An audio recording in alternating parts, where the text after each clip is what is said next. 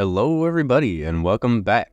We're going to be talking about my league's plan. This is actually going to be my step-by-step guide, taking you through my first hour or two in the game. Full disclosure, I am going to pick the Trickster and Magic Relic, but neither one of those relics are going to come into play for this run. So if you'd like to follow this guide to get you into the next area, then let's get started. First things first, you need to complete the tutorial when you get into leagues. It's pretty much going to do that for you, and at the same time, it's probably going to tell you to open the league menu. Congratulations, you've already got 2 tasks completed. Before we go too farther, I want to talk about our inventory. This here is going to simulate what it will be like when you get off of Tutorial Island. You will not have a rune axe or rune pickaxe. Those will be bronze, and you'll have a normal short bow. These are just the closest items I had in my bank at the time. Also, an anti-dragon shield, Draymond staff, and Ghost Speak amulet are going to be important. We will start with the Draymond staff, but we will quickly pick up the anti-dragon shield and Ghost Speak amulet throughout this run. So please keep those in mind, and as soon as you start, equip your Draymond staff. This is where the run actually begins, because now we're going to pickpocket a man. And with my specific strategy, I'm actually going to be able to AFK, and once we finally get 28 pouches, we're going to open those pouches up for another task. If you're an overachiever, we'll stay here until we reach 15 thieving. But once we're done pickpocketing, we're going to open those things up, claim our cash, and start heading to the cook to start Cook's Assistant. After fully going through his dialogue, we're going to run all the way to the Magic Tutor. Once at the Magic Tutor, drop your runes and claim some more from her, pick up your runes, and time to move on. If you'd really like to, I believe you should be able to pick up your Iron Man armor from the Iron Man Tutor as well. And there's no reason not to do that because we all have unlimited run energy. Once we've claimed our weapons and armor, we're coming over here to the general store. Please trade your sword, bronze dagger, shield, and short bow. Then we're going to buy ourselves 1 knife, 1 shears, 1 hammer, and if you truly like to, you can buy a spade and a chisel, but that's not necessary at the moment. And you should have plenty more inventory spaces than I do, as I need stamina potions, you will not. We should have ample money to be able to buy all of the things that we just bought, and we just got a little bit of money from selling what we just sold. Now we're going over to Bob's Brilliant Axes and buying ourselves a steel axe. If you got to 15 thieving, this should be absolutely easy for you. If you didn't get to 15 thieving, then you can skip this part because it's not too important. You still have your bronze axe. After we've bought our steel axe, we're going to be going over here and we're going to be dancing in the graveyard. Don't forget to enter Death's domain after you've done that for another task. Hi, Death. Never talked to you before. After entering Death's domain, we're going to run over to the fishing spot over here. If you've sold your fishing net or dropped it, claim one from this guy right here and get to fishing. We're going to fill our inventory with shrimp and drop it. If you've got the Endless Harvester, then you should be able to put them right in your bank from here. We're going to stay here until 15 fishing, and we're going to catch 1 anchovy.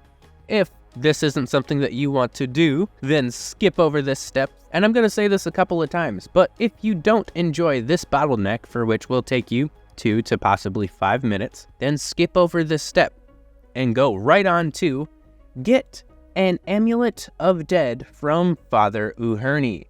You're going to need this later, especially if you pick Mortania, but it is always good to have this, should it be required for any quests later. And now you're going to talk to the ever-pleasant Father Uhurni and wear your Ghost Speak amulet. Heading back over to the fishing spot. If there is heavy competition for these ores, skip this as well, but you'll be able to mine 1 copper and 1 tin. Take those with you.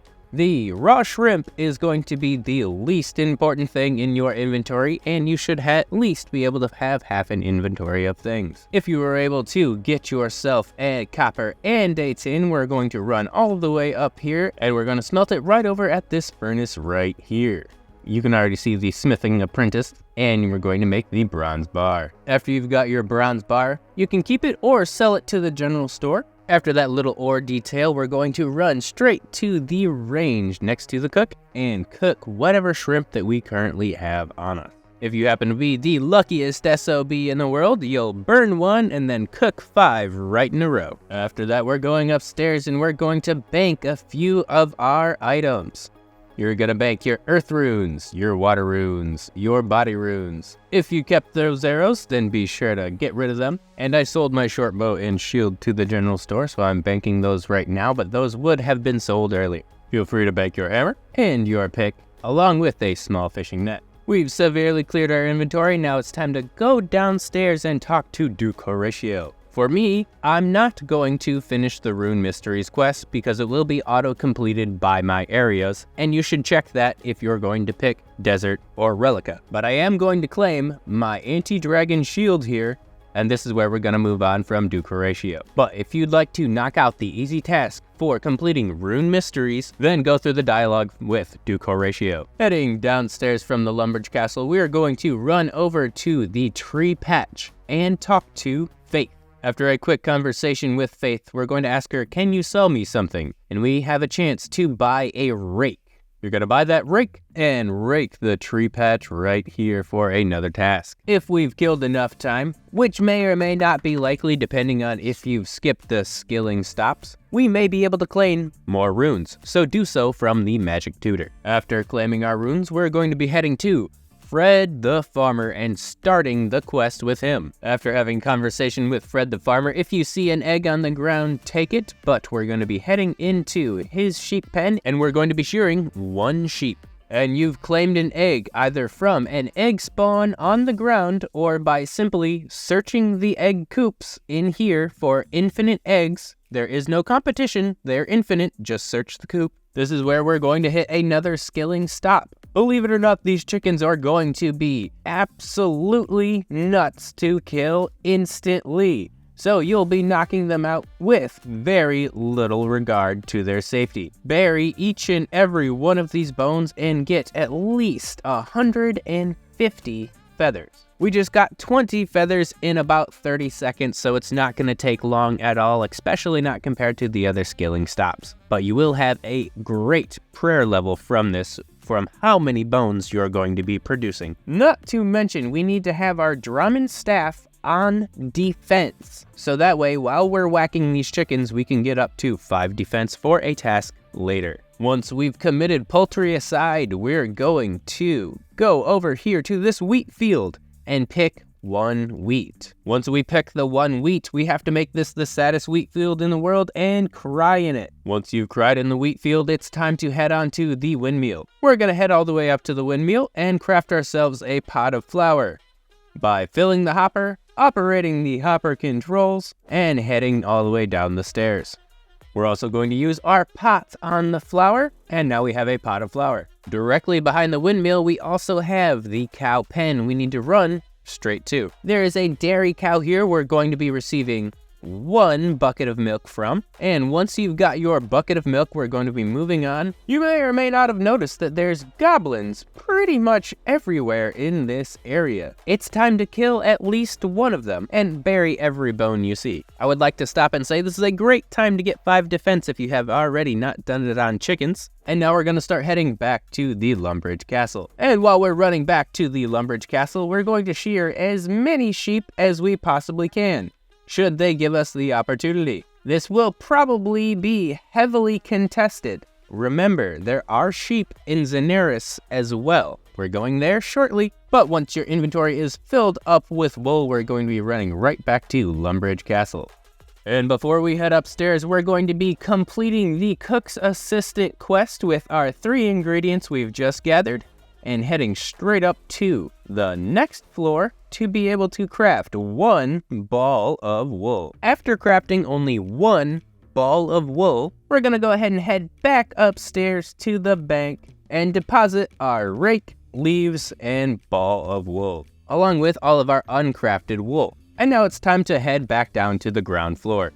No, we're either going to complete the sheep shearer quest, or if there was a massive amount of competition for sheep, we're just going to ignore that. If we've decided that we're going to ignore that, or you're already done shearing your sheep for the sheep shearer quest, it's time to head straight to the ham hideout. And I'm going to say it again, please do remember these stamina potions will not be here for you, they're only here for me for the sake of recording this video. Picklock the trapdoor and see your way downstairs. Going into the ham hideout, you are going to be required to pickpocket 1 ham. Just don't pickpocket the people who have the weapons. Believe it or not, you won't be able to fail if you've picked the trickster relic.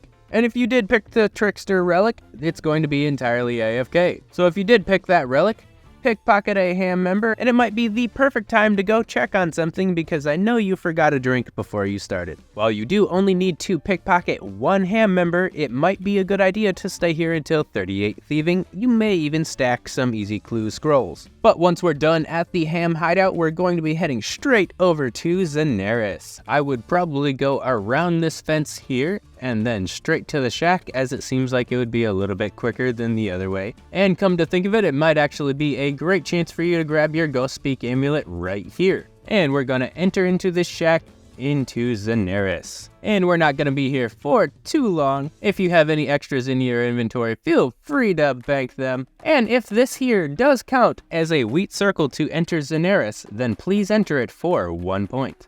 But if it does not count as a crop circle to enter Zenaris, then look for those out in the world.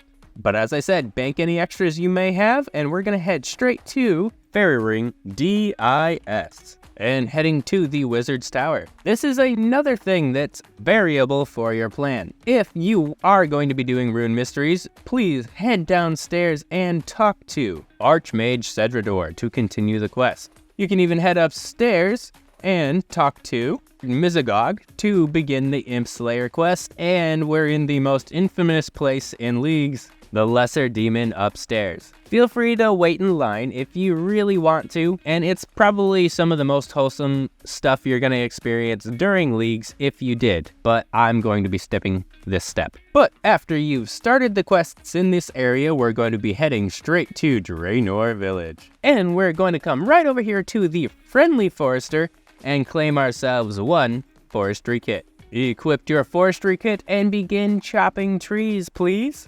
I'm gonna request that you chop at least 2 trees. 1 for burning and 1 for fletching, and you have a few more tasks under your belt. So after letting this log and fletching this log into arrow shafts, you have a decision. Another decision for these skilling stops. Are we going to skill on these trees until we get 15 wood cutting to chop an oak log? If you've chosen to opt out for the skilling stops in this route, make sure to head straight over to Fortunato and buy a couple of wines. Luckily, it's only 1 coin for a jug of wine, and they heal you full as long as you haven't gained any hit points levels. Please head over to the bank and deposit any extras. We're also not going to be needing our knife, shears, and we can put our food away for now. And I will say it's likely that you would have used the food during your combat training with the goblins or chickens. Making sure to have our money on us as well, we're going to go straight over to Diango, and we need to buy a Chronicle and a few Chronicle teleports.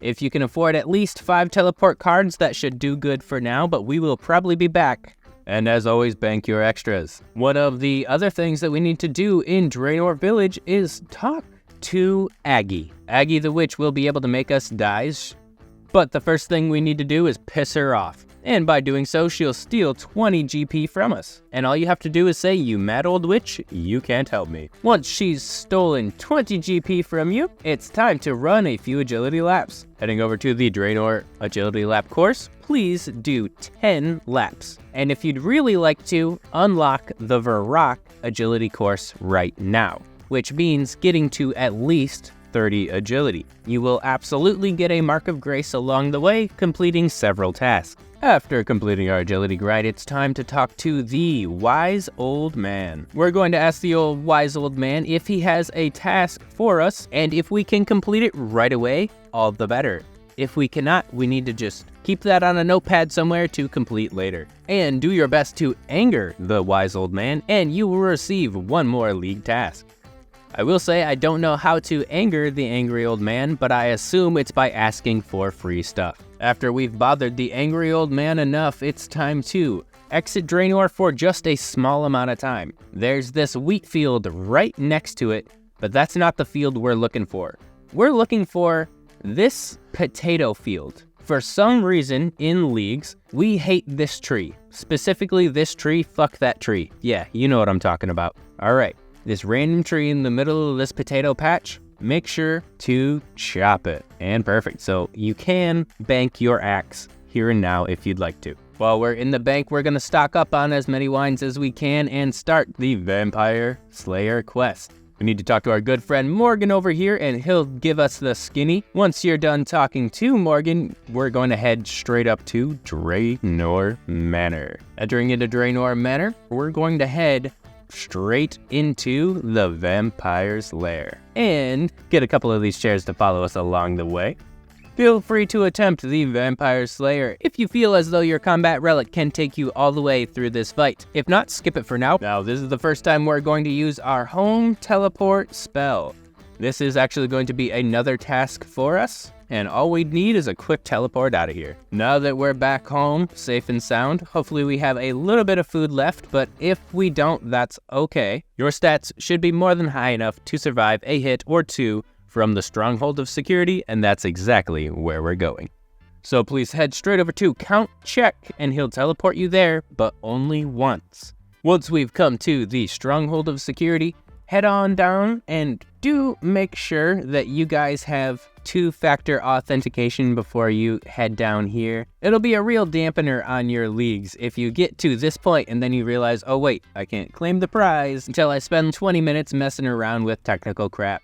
But once you've made it all the way down here, claim your boots and make sure you've claimed all of the prize money on the way, and it's time to get out of here. Now, we're going to exit the Stronghold of Security and buy ourselves one steel full helm. After buying the steel full helm, please equip that because you should have 5 defense from our grinds earlier. And now we're gonna run up to Edgeville. And the whole reason why we're here is we're going to be heading straight downstairs into the Edgeville dungeon. We've got somebody to talk to. Once you're down in the Edgeville dungeon, run all the way down and to the right to get to Vanica. And then trade Vanica for 1 spiny helm and 1 enchanted gem. Equip your spiny helm and use the enchanted gem. And check the enchanted gem for 2 more tasks. While we're here, it might be a good idea for you to grab the brass key to let you back in when you're next to the bank at the Grand Exchange. So running straight over here, you're able to grab it, opening this gate, and going through these areas here, which might not even have competition for these rocks. Might be a good idea if you were not able to mine earlier. So please do come in here and grab your brass key and head straight upstairs. And welcome to the most convenient place to train, the Hill Giants. Heading straight out the door with our brass key in hand, we're able to head straight into Varrock. And hopefully you'll see a crop circle right here and be able to use it. But heading into Varrock, we're going to head straight to Zaph's staffs, and we need to buy a fire staff from Zaph. Please buy 1 fire staff and equip that if you can. And if you were a good noodle, you've unlocked the Varrock agility course and it's time to do a little bit of running. So let's run 10 Varrock agility laps. But after we've fully completed our 10 Varrock agility laps, it's time to run to the magic shop. And yes, we're going to spend a decent amount of cash over here. Please do make sure not to get mugged in the back alleys because that can happen. Trade Aubrey, and this would also be the point where you would continue the Rune Mysteries quest. We already have a fire staff, so we're going to be buying air and mine runes. Buy a decent amount to be able to get your magic level up. I would say at least 100 casts, but that's up to you. Once you have your magical enhancements in hand, it's time to run straight over to these tea stalls and steal at least 1 tea. Now that we have that tea in hand, you may be able to safe spot 1 guard, but it might be a popular area. So there's several different spots that you'd be able to do this from. But if there's an opportunity, attack and kill 1 guard. And if you did get 38 thieving from ham members during the skilling stop, you're almost able to pickpocket a guard, so it might be worth grinding out for that too. And we were really lucky because the pet dog found us, but if the pet dog does not find us, we need to make sure to pet him And from the guard that we just killed, give him the bones for another 2 tasks. Now that we've killed the guard and the dog found us, luckily enough, we can head straight up to the Varrock church. And during this here, we should turn on any prayer that we can to start draining our prayers. Once your prayer hits 0, please pray at the altar and do head upstairs. Once we're upstairs, give a T to Elsie and go through the dialogue. Afterwards, also ask her to tell you a story.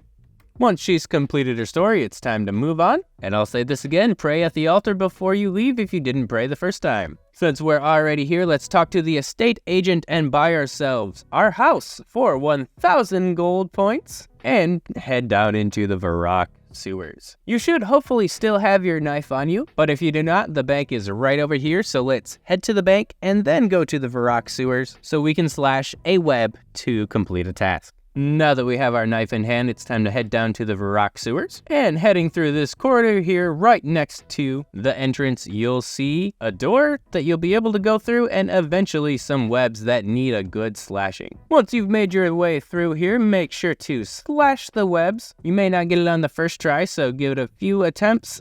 And now we can get on out of the Varrock sewers. I will also say this is a far run out of your way, so if you would not like to do this one now, you will probably complete it later. There are several bosses that will have a web that needs slashed. Exiting the Varrock sewers, we're going to head to the bank yet again and grab our axe. If you already have logs in your bank, you don't need your axe, just grab a log. And we're going to be heading straight to the Varrock lumberyard, and we're going to make 1 plank. After making 1 plank, you should have the task completed, and we're gonna head around front of Varrock to kill 1 dark wizard. Going out and around this way is usually a good idea because now you have a chance to pick up some red berries right over here. We're gonna need at least 3 of them. Now that we have 3 red berries, you can pick some Kadava berries if you plan on doing Romeo and Juliet, but Romeo and Juliet gets auto-completed by a few regions.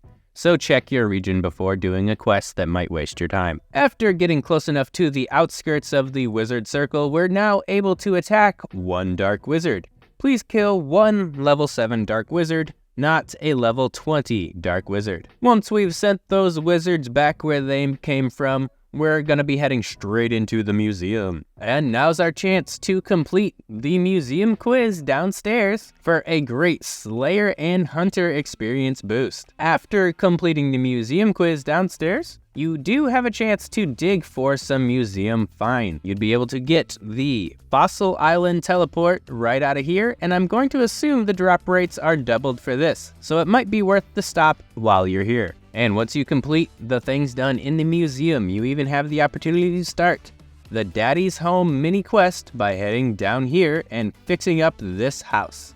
Talk to Old Man Yarlow and he'll help you out with what's needed. Or more accurately, you'll help him out. And after Daddy got home, we've got one more thing to do, and that's kill a demon. Start the Demon Slayer quest. If you'd like to go on this quest line right now, feel free to do so, but everyone knows what that quest looks like and I've already got it done. The next thing we're going to need to do is teleport from our mini game teleport to Soul Wars. Once at Soul Wars, feel free to use the bank chest to deposit any extras and grab a little bit of food. But now it's time to kill 1 moss giant. This is probably where you're going to be relying on whatever relic that you've chose. If you chose the melee one, melee it. If you chose the range one, range it. If you chose the magic one, hit it with some spells. But after the moss giant's dead, feel free to use the ores over here at the Isle of Souls if you weren't able to mine your copper and tin yet. But if you don't need to take a mining pit stop, it's time to head straight back to Edgeville. We only needed to make an appearance in here, but we are going to run straight to this fairy ring, and funny enough, we're going to use the fairy ring spot on the Isle of Souls. If you'd like to run all the way up to the tippy top of the Isle of Souls, that's totally up to you, but I believe taking the fairy ring is a little bit faster. And we're going to take the fairy ring BJP to the top of Isle of Souls.